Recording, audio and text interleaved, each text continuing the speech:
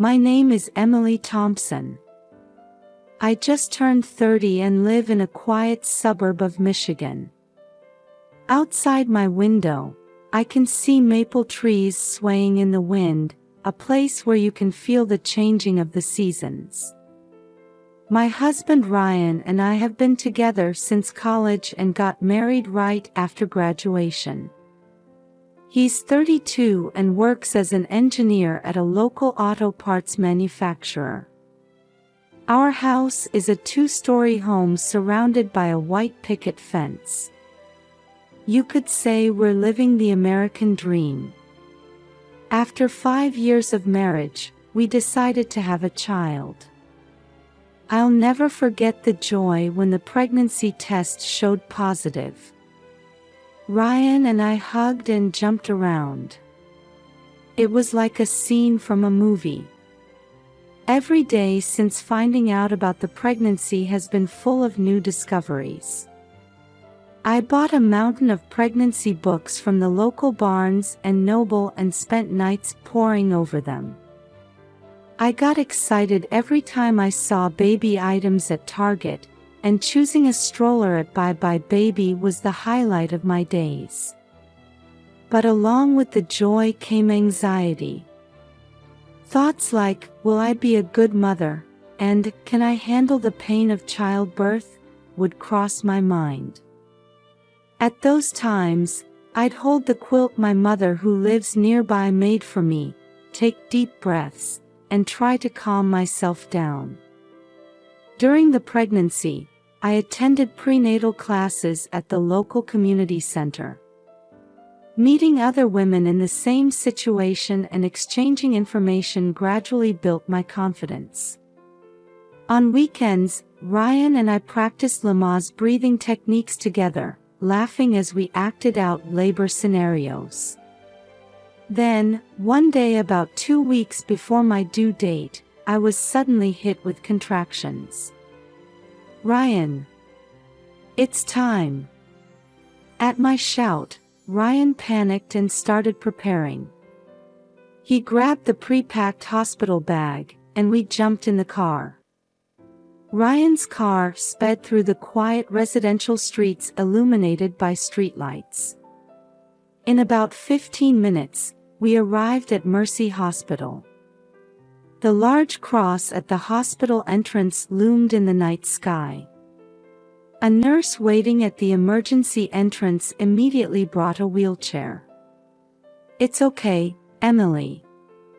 Take deep breaths, the nurse's kind voice guided me as we headed to the maternity ward. As soon as we reached the room, the midwife Sarah came in. Her calm demeanor helped ease my tension a bit. How far apart are the contractions? Sarah asked. I answered, about every 5 minutes. She nodded and attached the monitor to my belly. Looking good. Now we just wait patiently for the baby. With each wave of contractions, Ryan held my hand. The warmth of his hand gave me courage. Occasionally, he would look worried seeing my face contort in pain. It's okay, Emily. You can do this.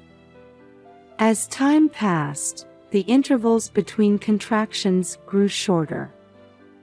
The clock on the wall moved slowly. As it started to get light outside, Sarah came to check on me again. Emily, it's almost time. Time to meet your baby. Hearing those words, I felt a new surge of strength. I gripped Ryan's hand even tighter and mustered my last bit of energy. That's it, just a little more. Push. I could hear Sarah's voice. And then, a small cry echoed through the room. Congratulations, it's a girl, Sarah said with a smile. She placed the baby on my chest. The weight of a small but sturdy life. I couldn't stop my tears. "Hello, Sophia," I whispered. Ryan, too, was looking at our daughter with tears in his eyes. After that, I was moved to a private room. I was exhausted but filled with happiness as I held Sophia. That's when I heard a faint voice from the next bed. "Hello, I'm Jessica. Congratulations." I turned to see a young woman smiling. She was also holding a baby. "Thank you. I'm Emily. Did you just give birth too?" Jessica nodded. "Yes, last night. It's a boy." We exchanged smiles and talked about the new life we were about to begin. My conversation with Jessica eased some of the anxiety of being a new mom. However, I felt something odd about the shadow that momentarily crossed her eyes. At that time, I didn't understand what it was. After 3 days in Mercy Hospital, we returned home with our new family member. When we opened the front door, there was a homemade banner in the living room that said, "Welcome home, Sophia." Ryan must have prepared it in between his work. I felt a lump in my throat at his thoughtfulness. Walking around the house with Sophia in my arms, everything felt fresh. Spaces I used to pass through without a thought now made me wonder if they were safe for the baby.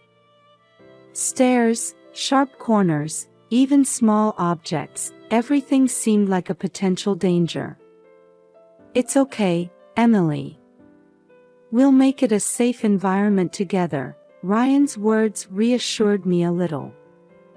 The days of child-rearing were a mix of joy and hardship. I feel indescribable happiness every time Sophia's tiny fingers grasp mine. But there were also nights of no sleep due to crying and days of worrying about feeding schedules. Every day was a series of trial and error with a parenting book bought from the local Target in hand. "Emily, you're an amazing mother," Ryan encourages me, but his work has become busier than ever. With a new project starting, he's been staying late at the office more often. Every time I see his tired face, I feel guilty. "It's okay, this is just temporary. It's for Sophia," Ryan says with a smile, but I couldn't help feeling that our time together was diminishing. Still, on weekends, the three of us would go to the farmer's market or enjoy a picnic at the nearby park. These times help heal the fatigue of daily life. One day, I left Sophia with a babysitter and spent time with a friend at a cafe for the first time in a while. Raising a child is tough, but irreplaceable, my friend's words made me nod deeply, and my steps felt lighter as I headed home. However, from that day on, my life would take an unexpected turn. That day started like any other morning. After finishing Sophia's breakfast and hanging out the laundry, the doorbell rang. "Coming." I opened the door, but there was no one there. Puzzled, I stepped outside and noticed a large cardboard box at my feet. "What's this?" The box had small holes in it, and I could hear faint sounds coming from inside. Nervously, I opened the lid to find a small baby lying there. "Oh!" I couldn't help but cry out. The baby's eyes were closed, and its face was bright red. It was breathing, but its movements seemed weak. In the strong summer sun, the inside of the cardboard box was like a sauna. Coming to my senses, I immediately called 911. "Hello, it's an emergency. A baby has been abandoned in front of my house." Please come quickly." Following the operator's instructions, I brought the baby inside. In the air-conditioned living room, I wrapped it in a soft towel. I gave it a small amount of Sophia's milk with a spoon. "It's okay, you're safe now." Touching the baby's forehead, I could feel it was feverish. My chest tightened with worry. A few minutes later, I heard the sound of sirens. An ambulance and police arrived simultaneously. The paramedics immediately started treating the baby, while a police officer began questioning me. "What time did you find the box? Did you see anyone suspicious?" I told them all the information I knew. Then the officer asked an unexpected question. "Is this child not yours?" "What?" "No, my daughter is over here." I pointed to Sophia's crib. However, the officer's expression remained stern. "We'll need to do a DNA test. Until then, there's a possibility we might have to arrest you." "Arrest?" But I didn't. As I started to panic, the officer coldly stated, "This child shows signs of abuse. Did you give birth to this child and abandon it because you couldn't raise it?" "That's not." "I didn't." My mind went blank. Why is this happening? I haven't done anything wrong. Thinking of Sophia, tears started to well up. At that moment, Ryan returned from work. Sensing the situation, he immediately rushed to my side. "Emily, are you okay? What happened?" Ryan's presence helped calm my heart a little. While he was talking with the officer, I held Sophia with trembling hands. "What will happen from here? Will I, an innocent person, be arrested? What will happen to Sophia? And who is the baby in that cardboard box?" Unanswerable questions raced through my mind.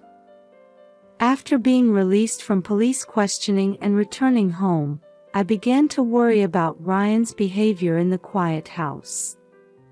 His recent actions, late returns home, increased weekend work, everything seemed unnatural.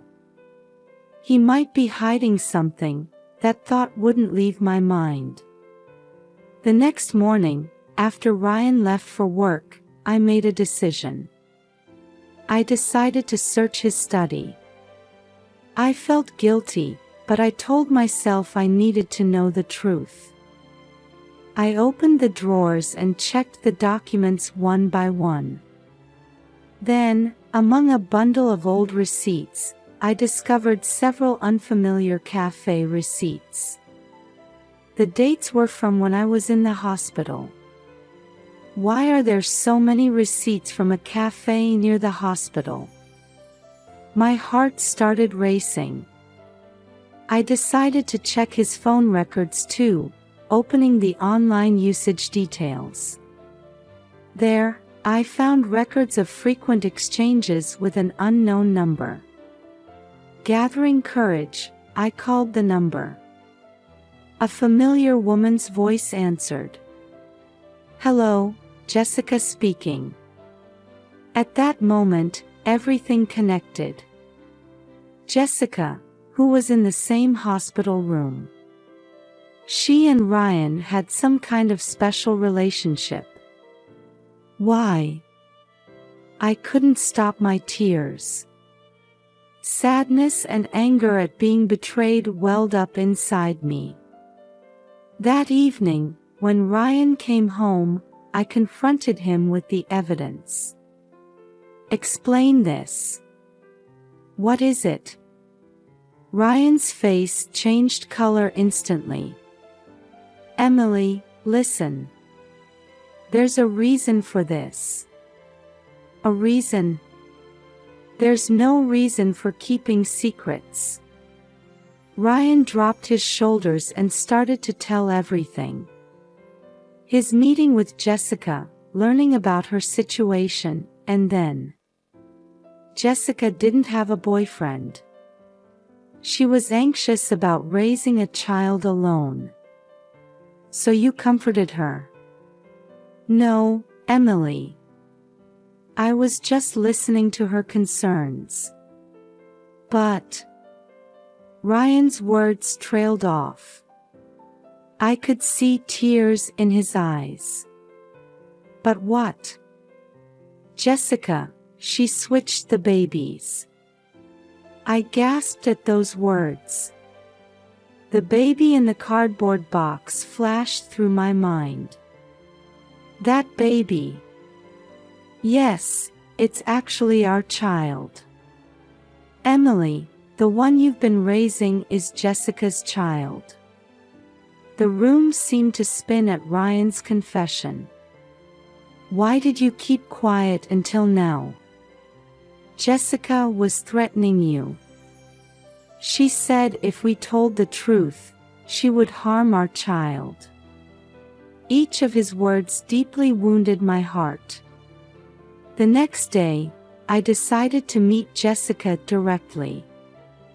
We arranged to meet at the local Starbucks. She appeared looking haggard. Emily. I'm so sorry. Tears were in Jessica's eyes.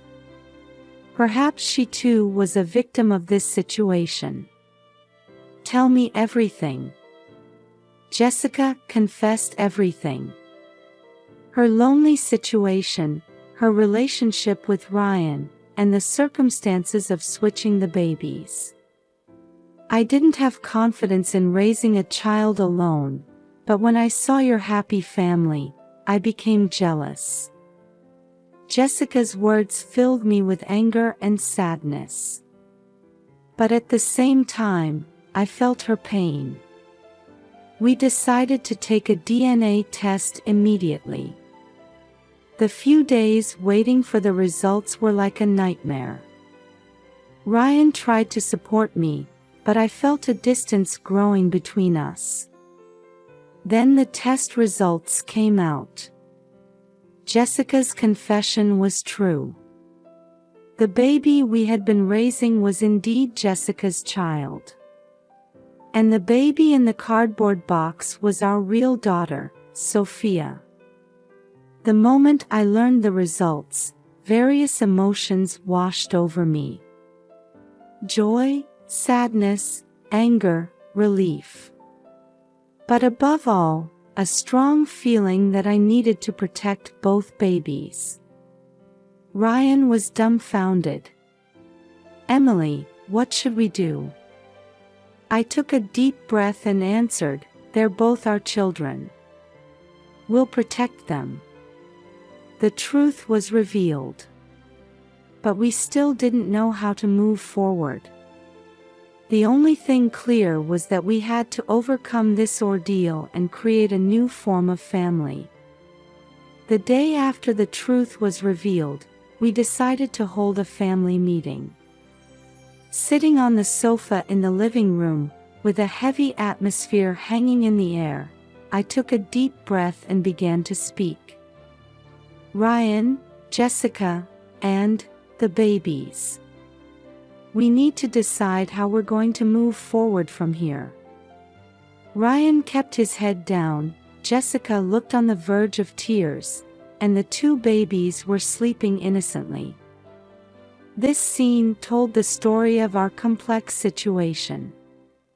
Let me speak first, Ryan opened his mouth. Emily, I'm truly sorry. As I was listening to Jessica's concerns, I sympathized with her feelings, but that's no excuse. I betrayed you. I'm really sorry. Ryan's words made my chest tighten. Amidst the mix of anger and sadness, I tried to maintain my composure. Jessica, I understand your feelings too. But switching the babies, you didn't need to go that far. Jessica replied tearfully, I'm really sorry. I panicked, but now, I just want to see my child. Her words resonated with something in my heart. As a mother, I could understand the feeling of wanting to be with your child. However, we also had to consider the legal issues. First, we need to tell the police everything, I said with determination. Switching babies, abandonment, these are crimes. But if we cooperate, there might be some room for leniency. Ryan and Jessica nodded silently. I could see resolve in their expressions. The next day, we headed to the police station. The questioning lasted for hours, but we told the whole truth without hiding anything. The police officers couldn't hide their surprise, but they appreciated our cooperative attitude. The legal procedures from here on will be difficult, the detective in charge said. But your honest attitude will likely be taken into consideration by the court. Those words gave me a glimmer of hope. A few weeks later, the trial began. Jessica was charged with baby switching and abandonment, but considering her mental state and circumstances, she avoided a prison sentence. Instead, she was placed under strict probation and required to undergo psychological counseling. Ryan was investigated as a possible accomplice, but as no direct involvement was found, he got off with a fine. However, this incident had a significant impact on his career. After the trial ended, we discussed rebuilding our family. Gathered around the living room table, drinking coffee, the conversation began in a heavy atmosphere. Emily, what are we going to do? Ryan asked nervously.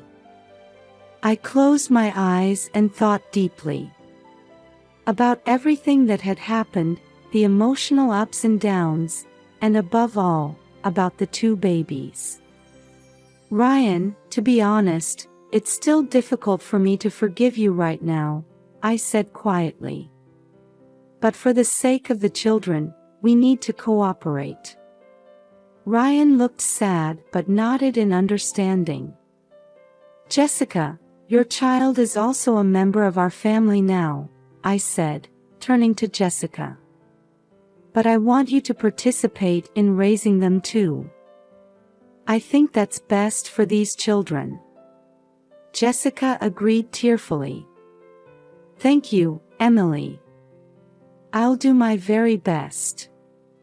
From that day on, we began to explore a new form of family. I decided to separate from Ryan, but he visits frequently to help take care of the children. Jessica also meets with the children regularly under the supervision of her probation officer. I started a new life as a mother of two babies and as a single mother. At first, I was full of anxiety, but with the support of family and friends, and the help of a local single mother support group, I'm moving forward little by little. One day, while walking in the park pushing a stroller, an elderly woman next to me struck up a conversation. They're both so adorable. Thank you, I smiled. It must be tough. But when I look into your eyes, I sense strength. Those words brought tears to my eyes. It is indeed tough. But when I see these two babies smile, I feel like it's all worth it. After returning home and putting the babies to sleep, I wrote in my diary. Dear Sophia and Olivia, I was happy to spend another day with you both. You are both so precious to me. There will surely be many difficult things in your life ahead. But Mom will always protect you and continue to love you. The beginning of your lives might have been complicated, but I believe that will make you grow into stronger, more compassionate people. Sophia, Olivia, you are my treasures. Always be yourselves. With love, Mom. Closing my diary and looking at the sleeping faces of the babies, I renewed my determination. The road ahead is certainly not smooth. But for these two, and for myself, I will live strongly and kindly. A new morning begins. The sunlight streaming through the window felt like a ray of hope. 5 years have passed since then. Sophia and Olivia are now active 5-year-old girls. Although they look different, seeing them play together like sisters warms my heart. Today is Sunday. As usual, we're enjoying a picnic in the park. I'm sitting on a bench in the shade, watching the two of them play on the playground equipment. Emily. Sorry I'm late. I turn around to see Jessica running up, out of breath. In her hand is a homemade apple pie. Don't worry about it. The kids just got here too. Jessica sits down next to me and takes a deep breath. My counseling session went well today. The therapist acknowledged my progress. That's great, I replied with a genuine smile. Jessica and I, who initially had a complicated relationship, have now become good confidants. Her sincere remorse and love for the children changed our relationship. Hey, Emily, Jessica says, looking a bit nervous. I'm starting a new job next month. Volunteering at a children's care facility. That's wonderful. Your experience will surely be valuable. Tears glistened in her eyes. Thank you. I wanted to turn my past mistakes into something positive. Just then, Sophia and Olivia came running up to us. Mom! Aunt Jessica, they shouted in unison. What is it? Push us on the swings. We looked at each other and laughed. All right, let's go. As I pushed the swings, I looked up at the sky. White clouds were slowly drifting across the blue sky. Indeed, our lives have taken an unexpected path. But it's because we overcame these trials that we have the happiness we do now. Ryan and I divorced, but he still meets with the children regularly. He's reflecting on his actions in his own way and trying to be a good father. Me? As a single mother, balancing work and childcare is challenging. But thanks to the support of family, friends, and Jessica, I'm managing somehow. Yes, Jessica is now a dear friend. Her presence enriches our family. Hey, everyone, I called out to the children and Jessica. How about we have a sleepover at our house tonight? Yay! The children cheered, and Jessica nodded happily. At this moment, I felt truly happy from the bottom of my heart. Life is a series of unexpected turns. But I believe that with love and forgiveness, we can overcome any difficulty.